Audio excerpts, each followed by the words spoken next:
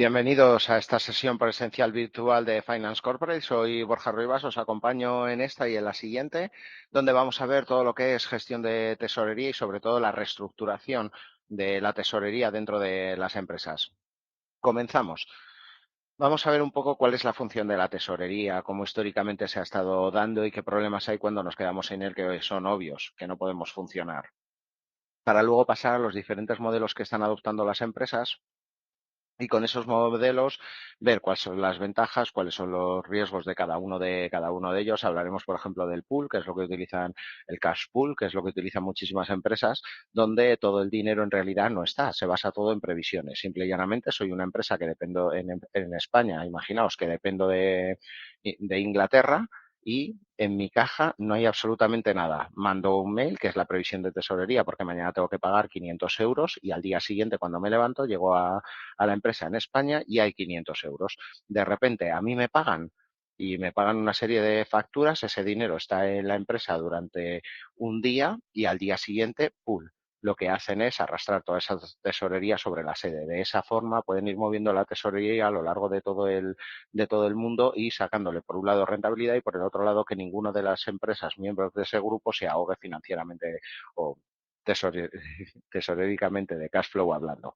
Bueno, pues vamos a comenzar y para ello vamos a empezar con una pequeña introducción donde, hombre, siempre nos dice la literatura tradicional siempre está con la administración del efectivo que se ha centrado en determinar cuáles son o deberían ser los saldos óptimos de tesorería. Está claro que si tenemos un superávit, lo que ocurre es que no lo estamos rentabilizando. Si tenemos un déficit, estamos en negativo y tenemos un problema.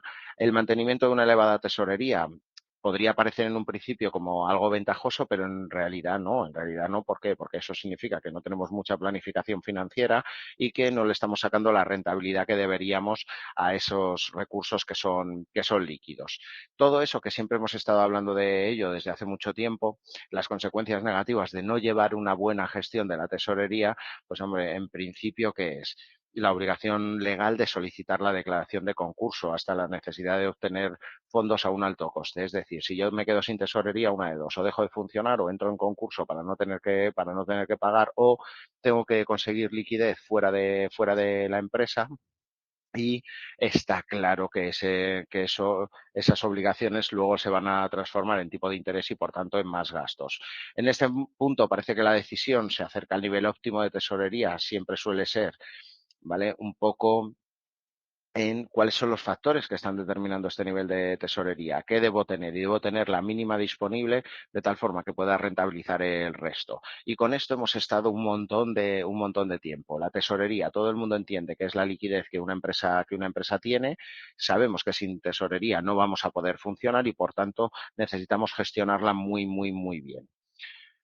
Los costes de mantener un nivel inadecuado de tesorería son significativos y da igual, tanto si la tesorería es inadecuada, es muchísima o es poca. Es verdad que todo el mundo, los que tengan aversión al riesgo, dirán, hombre, yo prefiero tener mucha más tesorería y así los imprevistos, sobre todo en las empresas, una vez que ocurren, ya se pagarán y se pagarán en un corto o en muy corto plazo, pero lo suficiente para poder vender unas letras del tesoro y mientras ir rentabilizando ese dinero.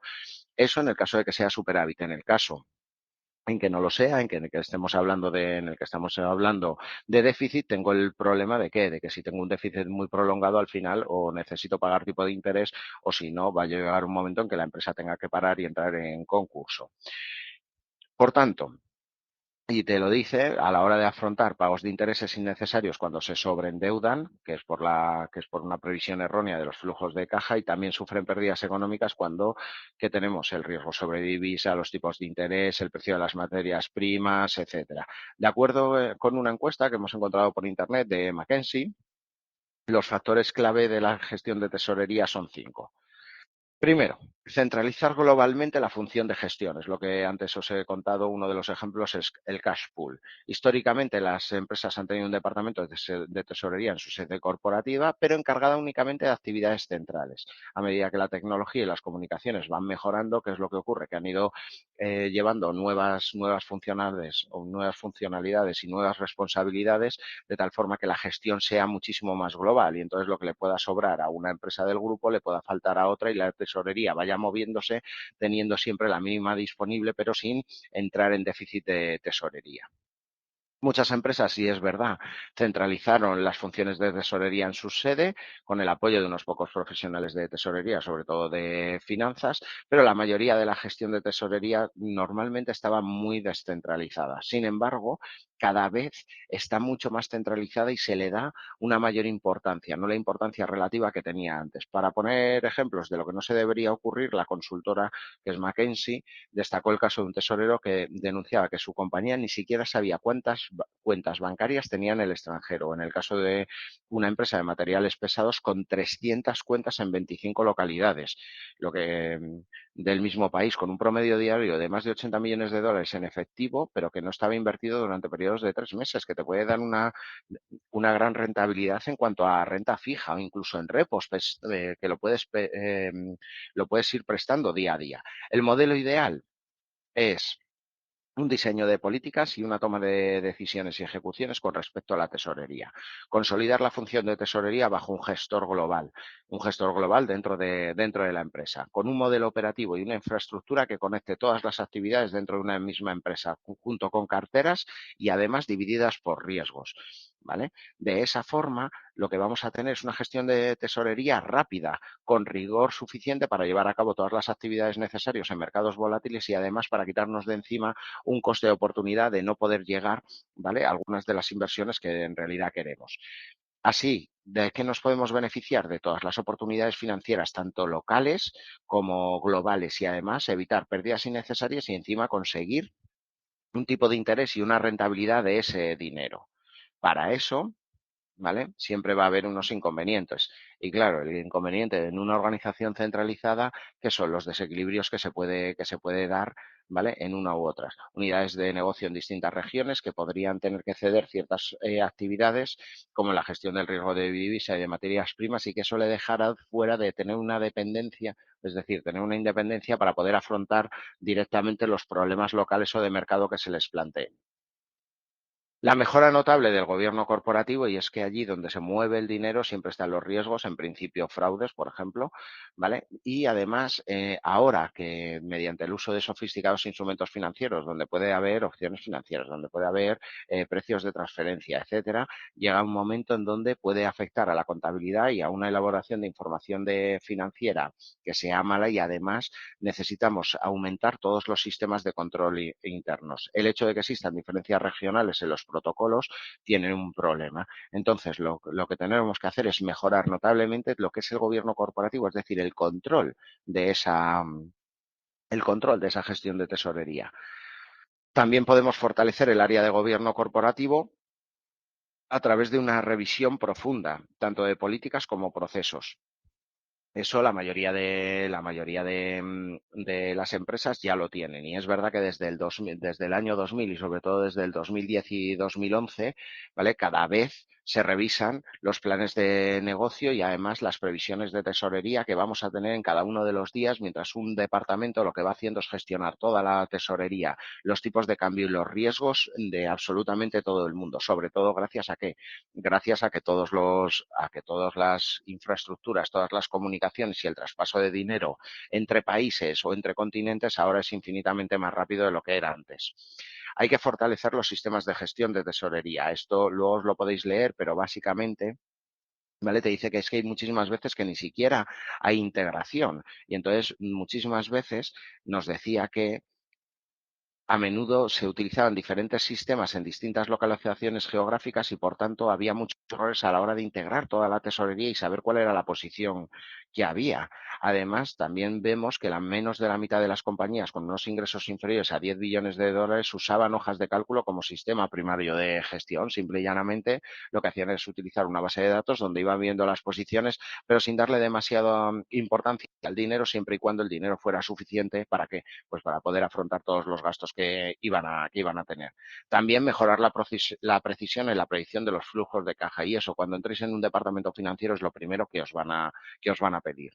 Tú tienes que tener unas estadísticas de todo lo que ha ido ocurriendo, y además tienes que saber, que eso es una de las cosas que, por ejemplo, en España se lleva a cabo, que es todas las facturas comerciales las voy a pagar en 60 días. Es decir, Todas las facturas comerciales que me aparezcan en enero van a contar como fecha 1 de febrero. Las voy a pagar en 60 días. Eso es 1 de febrero, 1 de marzo, 1 de abril y entonces yo siempre voy a pagar el día 15. Por tanto, yo el 15 de abril sé que voy a tener que tener el dinero suficiente para pagar todas las facturas comerciales recibidas en enero y además todos los costes fijos y además todos aquellos costes extraordinarios que se puedan producir, como por ejemplo podría ser el IVA, podrían ser impuestos, podrían ser gastos variables o sueldos variables, etcétera, etcétera. Con eso que estoy viendo, que estoy mejorando toda la precisión, porque ahora yo ya sé que primero tengo que asegurarme de tener ese dinero en el momento del 15 de abril, pero además pues si ya tengo ese dinero, lo puedo invertir hasta el 15 de abril.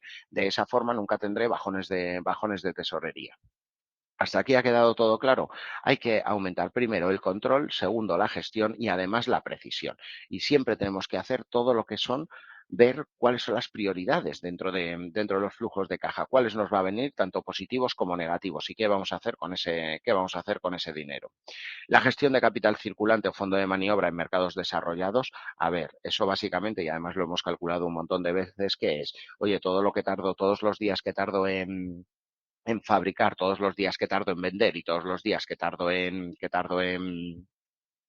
en cobrar menos los días que tardo en pagar a los proveedores, eso me va a dar la necesidad de fondo de maniobra. Mi fondo de maniobra que tiene que ser suficiente para poder afrontar el futuro, pero no excesivamente grande en cuanto a tesorería. Por lo menos el saber que vamos a necesitar un crédito en algún momento dado o si no, tener el mínimo para el resto poder invertirlo.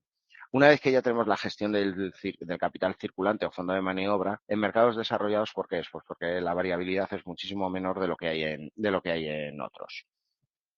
Y por último, antes de continuar con la parte de riesgos está la tesorería. A ver, bajo las cuentas de tesorería, ¿vale? Que están incluidas dentro del plan general contable, tenemos un montón de ellas. Tenemos la de caja, caja moneda extranjera, tenemos diferentes bancos. Luego la vida real no es la 572 bancos, es la 572-0001, la cuenta que tenemos en tal banco. 572-0002, la cuenta que tenemos en otro. 572-0003. Está muy bien tener varias cuentas porque te permite un mayor control y una gestión más agresiva, pero no tener tantísimas cuentas dentro de la vida real como para no saber cuánto dinero hay en cada momento. En principio, según el Plan General Contable, ¿qué es lo que nos dice? Que dentro de caja y dentro de bancos están todas las disponibilidades de medios líquidos que se tienen en caja o que se tienen en instituciones de créditos con saldos favorables. Da igual que estemos hablando de bancos, da igual que estemos hablando de cajas. El caso es que líquido es aquello que puedes rápidamente desinmovilizar o que directamente es dinero. Eso es tesorería. Y en cuanto al registro contable, vamos a ver, se cargarán las entregas de efectivo, básicamente todo lo que sube la caja va a estar en el debe, todo lo que baja va a estar en el haber y además tenemos las inversiones a corto plazo, pero de gran liquidez. ¿Eso para qué nos sirve? Para el análisis de empresas, cuando tenemos la 576 normalmente para calcular la liquidez es no solo la 570 y la 572, sino también la 573. Y un poco de cuidado con todas las cuentas en moneda extranjera, ya que el tipo de cambio puede ser positivo, pero también puede ser negativo para nosotros. En cuanto al registro del movimiento contable, ¿vale? Se cargará la entrada de las inversiones financieras y se abonará su salida, que básicamente ¿qué significa? Que en el debe van a ir los aumentos y en el haber van a ir las disminuciones, que luego en el balance se reflejarán con el saldo y tendremos más o tendremos menos. El caso es tener controlado todas las salidas que vaya a haber y las entradas en el momento en que se produzcan, si no las vamos a necesitar, lo que tenemos que hacer es empezar a invertirlas. Y aquí vemos el mercado de distressed debt.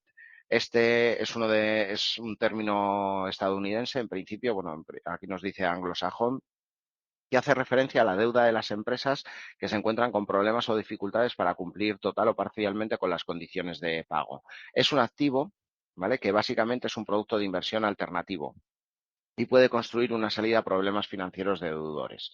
Ofrece liquidez a una clase de productos que antes no lo tenía. ¿vale? Beneficioso para el comprador por su alta rentabilidad que prometen y diversificación de la cartera y también para el vendedor para poder acceder a fondos. Precisamente por el riesgo que conlleva, este tipo de activos se comercializa con un descuento significativo sobre el precio original, que es el distressed debt. Básicamente yo tengo un cliente que me va a pagar, pero dentro de 2 meses, y lo que hago es vender esa deuda de cliente dentro de este mercado alternativo. Claro, si a mí me deben 1.000 euros y yo los por 500, alguien dará 500 para quedarse con el riesgo, que es lo bueno, que yo recupero 500 euros de liquidez en el momento. Muy parecido a lo que podría llegar a ser un factoring, un confirming o un descuento de letras, solo que sin riesgo. En el caso de confirming y factoring tampoco lo tendríamos, en el caso del descuento de letras sí que lo podríamos tener. El mercado de distressed debt tiene su origen en Estados Unidos, como todo, en los 70, los 80, y es en ese momento porque hay cuando hay un montón de crisis en mercados emergentes. Es innegable que las crisis económicas han destruido valor y han perjudicado notablemente a muchos inversores, pero también es cierto que muchas ofrecen ciertos filones o nichos en los que se puede hacer mucho dinero si es descontando flujo de efectivo. Generalmente la Distressed Debt se comercializa en mercados OTC, es decir, over the counter, hechos a medida, de forma bilateral y confidencial entre grandes empresas, a veces no tan grandes, a través del contrato de cesión de un título, ¿vale? Fijándose el precio según la gravedad de la situación financiera de la emisora de la deuda. Eso básicamente es, oye, como me debe mucho dinero y veo que esta empresa va tal, lo que voy a hacer es vender su deuda, que luego la otra empresa intentará recobrar. No es de las mejores cosas que existen, pero es una alternativa que tenemos. Las oportunidades son para el inversor, que es el que invierte al 50% y luego va a intentar recuperar. Incluso hay veces que pueden tener descuentos muchísimo mayores. Imaginaos una empresa que se dedica a los medios de pago y a las tarjetas.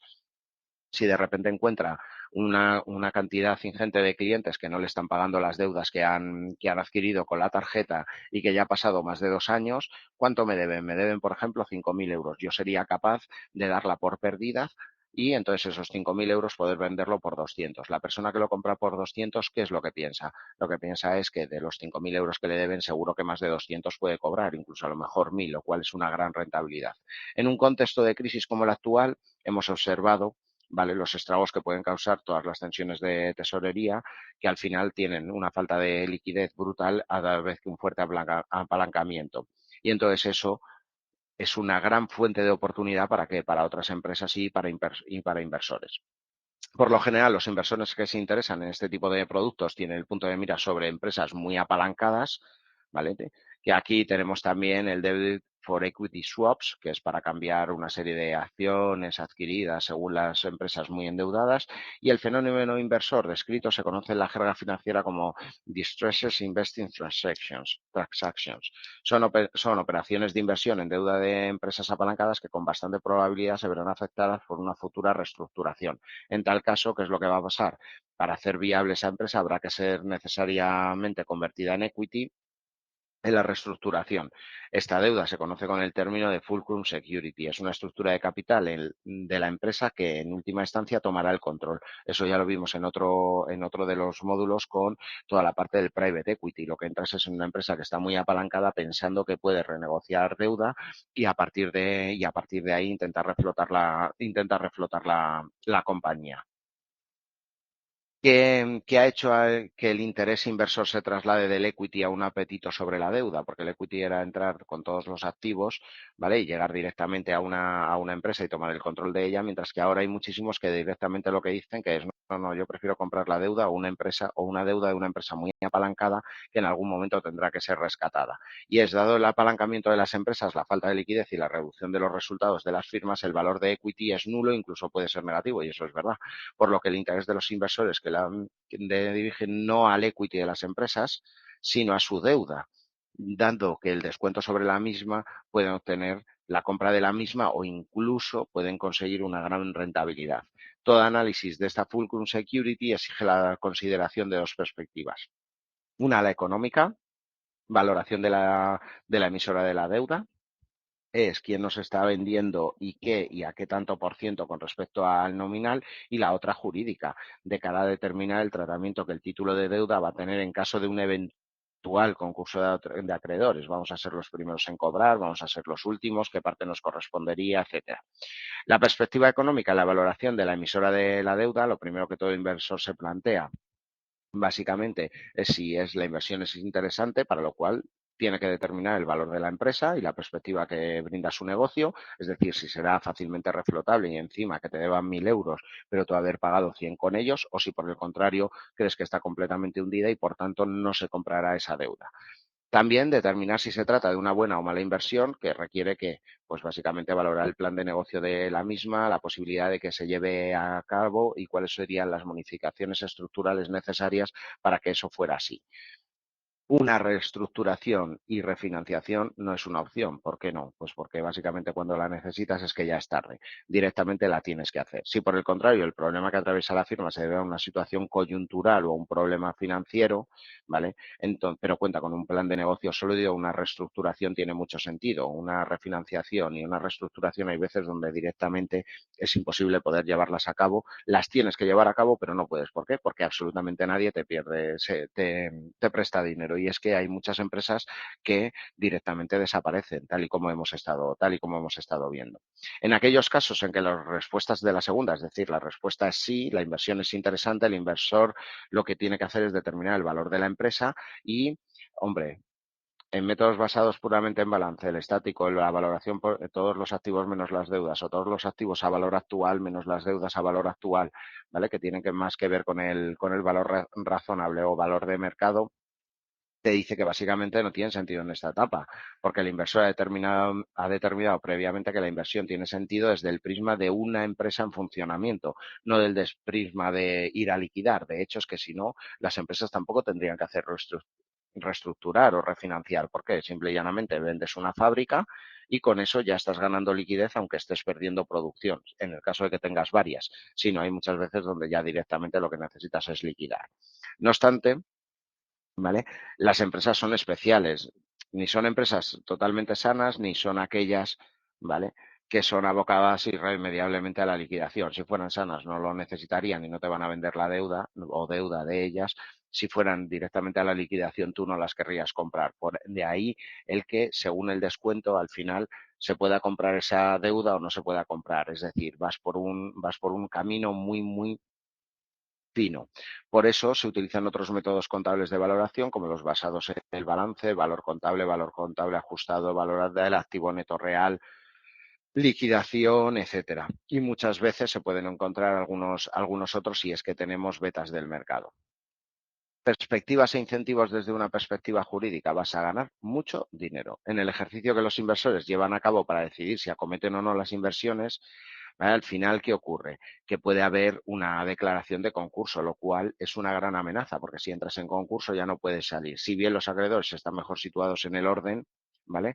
También, oye, todos los trabajadores, los accionistas de la empresa, etcétera, ¿vale? Y tenemos que saber dónde estamos nosotros en un concurso, si somos los primeros en cobrar o si somos los últimos. En el ámbito de reestructuración y saneamiento empresarial hay muchísimas leyes, aparte de las sociedades de capital, tenemos toda la ley concursal, ¿vale? Donde te va contando cuál es el proceso que va teniendo, ¿vale? Y cómo se dividiría en el caso de liquidar la empresa a la hora de cobrar. Eso sí, si crees que a la hora de liquidar la empresa vas a estar bien situado y eres capaz de invertir 100 euros por una deuda de 1.000, que sabes que en la ley concursal te van a llegar 150, eso ya son 50% de beneficio. En realidad no suele ser siempre así, porque siempre hay muchísimo riesgo, pero sería una forma para que entendáis esto.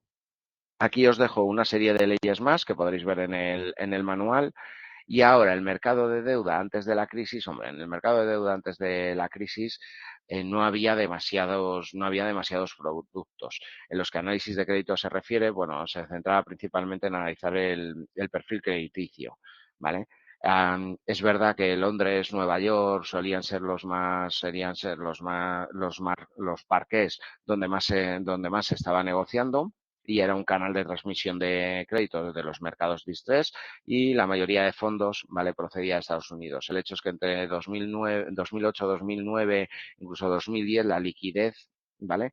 En distress debt y en high yield europeos desaparecen completamente, ya que en Estados Unidos existían suficientes situaciones y oportunidades para que la mayoría de fondos con capital americano se enfocasen solo en su país para el hecho de poder conseguir deuda.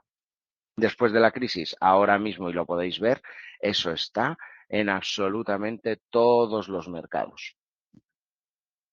Oportunidades que brinda para la deudora, en qué resulta beneficioso para las empresas emisoras de la deuda, lo visto en el apartado anterior, teniendo en cuenta un poco el contexto actual, ¿vale? Que estamos viendo, esta financiación de la que hablamos puede tomar la forma de deuda MESAN, participativa o convertible o puramente postconcursal.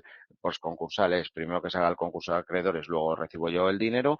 Convertibles, que se puede convertir esa deuda en parte del patrimonio neto y quedarte con el control de la deuda, o participativa en el caso de si la empresa va bien voy a recibir dividendos mientras me vas pagando mi capital, si la empresa no va bien me la estoy jugando contigo pero no estoy recibiendo ningún tipo de beneficio. Salidas a la situación negativa que enfrenta la emisora, que eso es verdad que lo ha habido, y la situación financiera a la que se enfrenta la emisora de la deuda, que hoy se clasifica de distrés, podría superar a través de las siguientes circunstancias. Es decir, vamos a ver cómo se puede solucionar un problema de tensión de tesorería y de una mala actuación en los últimos años hasta llegar al borde del precipicio. Lo primero, recapitalización, y nos vamos a quedar aquí para el día siguiente, recapitalización y o refinanciación. Estas situaciones suelen darse en combinaciones de buenos negocios en malos momentos, y entonces al final que son empresas pues que ya están muy consolidadas, que tienen un mal momento, una bajada de cash flow que no está acompañando las ventas y que encima se le acumulan los vencimientos, ¿vale? Pero es un mal momento, pero con un negocio que en principio es saneado. Recapitalización sería un aumento de capital, refinanciación es aumentar la deuda, ¿vale? O llevártela a otro plazo que sea más largo plazo, sabiendo que cuantas más largo plazo tienes, los tipos de interés son muchísimo más grandes. También hay reestructuración o rehabilitación. En los casos de problemas de las empresas sean más acusados y complejos, la refinanciación simple, pues en principio no es suficiente, que eso es lo que se requiere, una reestructuración con cambios operativos. Las modificaciones sustanciales de los términos de las deudas, yo sé, la quita, la conversión de deuda por acciones, por tal, ¿vale? Todo eso es lo que nos vamos a encontrar aquí. Y es que una modificación sustancial es básicamente no te vamos a dar tipo de interés, te vamos a dar acciones. Si hemos comprado esa deuda a un precio muy barato con respecto a la empresa y al final las convertimos en acciones y la empresa vuelve a reflotarse, lo bueno es que vamos a tener una gran rentabilidad en dividendos y además una gran ganancia en el caso de poder vender esas acciones. Y nos vamos a quedar aquí, que es la refinanciación y reestructuración de la deuda empresarial en España. Es un tema que ha estado presente en las modificaciones de la normativa concursal, que desde el 2007 ha sido muy importante y ahora mismo ya estamos sacando las nuevas leyes 2013-2014 y las estamos poniendo en marcha. Y aquí es evidente que dado el riesgo crediticio que representan los deudores, ¿vale? Es necesario incentivar de alguna forma la financiación o refinanciación, porque es que si no incentivas eso, nadie va a poder prestar dinero a aquellas empresas que se encuentren en dificultades económicas. Bueno, nos quedamos aquí para el próximo día ir viendo la siguiente parte dentro de esta gestión de tesorería, con todos los acuerdos que pasaremos rápido por ellos y el fresh money, ¿vale? Que es una de las cosas que a mí más me gustan, además bastante nuevo, con suspensión de pagos, quiebra y concurso de acreedores para que veáis en la peor situación que una empresa puede estar y cómo la gestión de tesorería puede hacer que eso no ocurra. Nos quedamos aquí. Muchísimas gracias a todos. Si necesitáis algo, ya sabéis que me podéis escribir en el chat o que podréis encontrar toda la información en el manual. Un saludo.